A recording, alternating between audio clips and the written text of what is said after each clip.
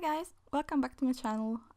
Today's video is a real-time drawing, and I know I'm not doing so many of this, even though since I'm kind of lazy slash I hate editing, it's probably the thing that would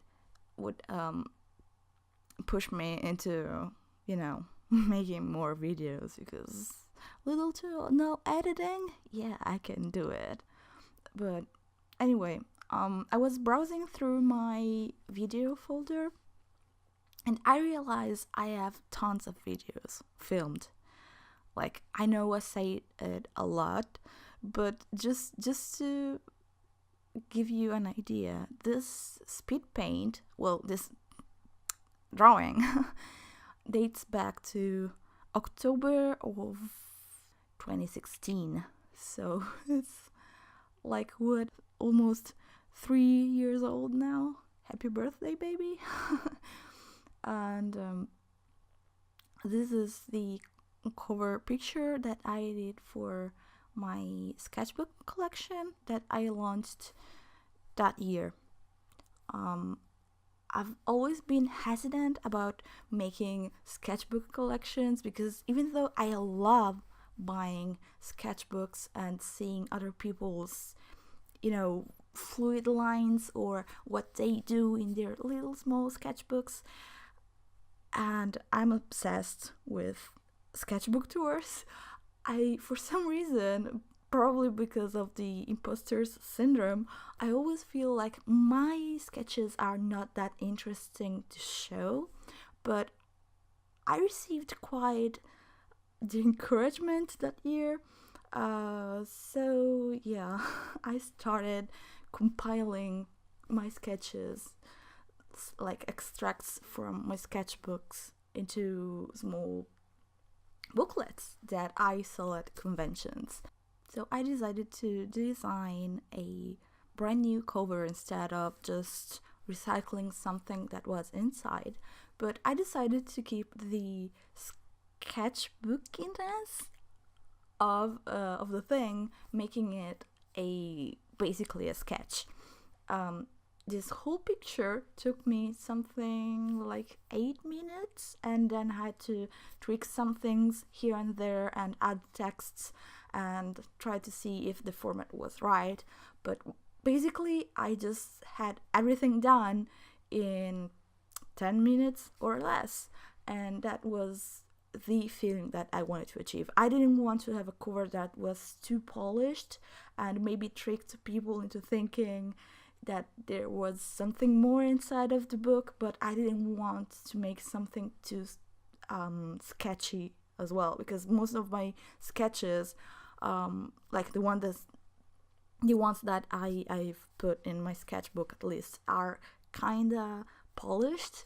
So this is a compromise, and I'm pretty satisfied with how it came out. Actually, yeah, I don't know what it is, just so happy. And yeah, I still really like this picture, which is weird because I tend to dislike my stuff right after I'm done with my stuff. Well, to be honest, I start to dislike, hey Salem, I start to dislike myself while I'm drawing it, and that's why I sometimes tweak things until I'm sick, and then I never post anything.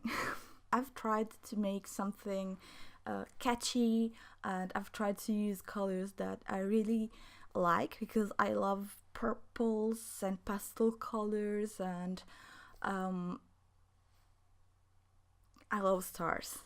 Like, I know it's so mainstream, it's something like it's basic B things, but I love stars so much. So I tried to incorporate them into her earrings and the hair clip, and I knew that the star would give me more one more color to play with. I didn't want the illustration to be too complicated or have too many colors, but at the same time I didn't want to make it too monochrome, if it makes sense. So I thought that the yellow would give me more choice for the title and I'm quite happy with the color scheme, so much that I use the same color scheme, changing the proportions for the second issue of my sketchbook collection. The whole picture was drawn and colored in Manga Studio EX, which is the previous name of Clip Studio Paint EX. They are the same things, they only have different names, and it's one of my favorite programs ever. Like, especially for sketching and drawing comics, I prefer Manga Studio overall. I usually like better Photoshop when it comes to coloring and tweaking, and I grew up with Photoshop, so of course it's really important to me, and I don't think I'm exaggerating when I say that I kind of know how to use it. Here, I know that I could have used the fill tool or the fill and close tool, which is pretty useful. I'm using it a lot now, but sometimes I just want to use a big brush and just fill in areas, and it helps with the sketchy look I was going for.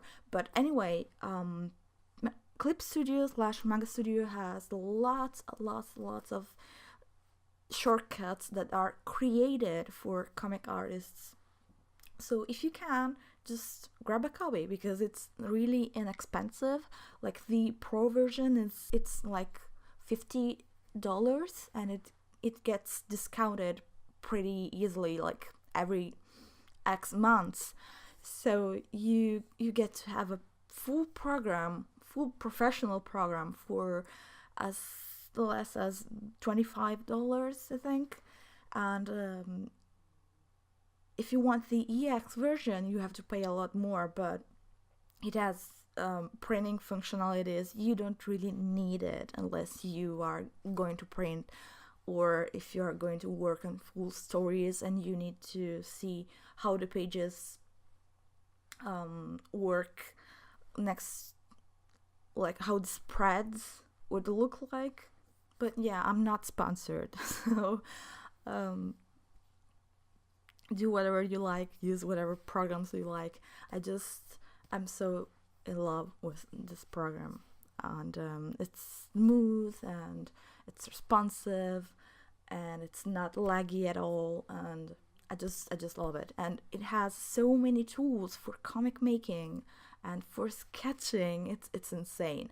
Like, you can do the very same things in Photoshop, because I've done them up until I started using this program. I use Photoshop for everything, even for sketching and comic making. You can do the same thing, but with this program, they are kind of made easier because it's designed for this purpose, whereas Photoshop is designed to be a photo manipulation program. So they are different, they are created for different outcomes, but at the same time, they are equivalent to me.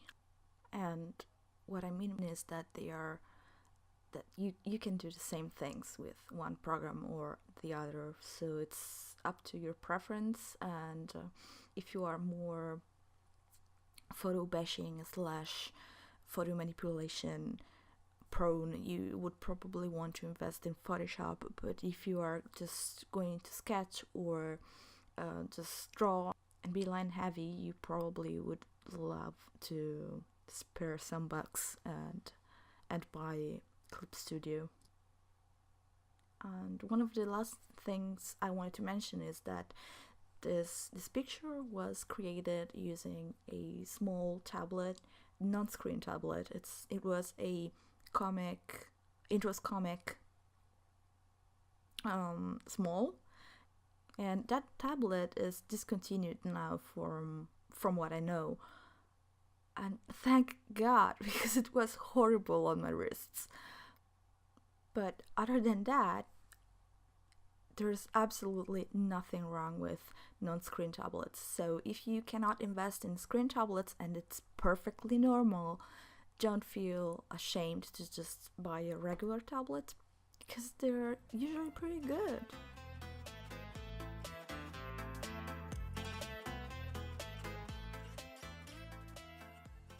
And this is the end result.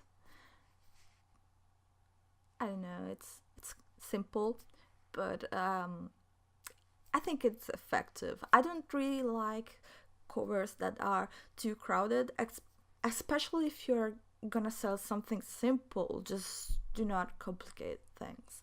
And I'm gonna show you the second cover for the second issue in a minute. And you will probably notice that I've used the same color scheme, and if I make a third issue, I will probably just use the same colors, because I don't know, it ties them together and it makes them feel like they are bundled, like there's cohesion, you know. So probably third issue would have pink hair and yeah, yellow background. I'm so excited for pink hair. Okay, here little preview of what's inside, and I think we're done. So thank you guys so much for watching, and I will see you in my next video. Bye.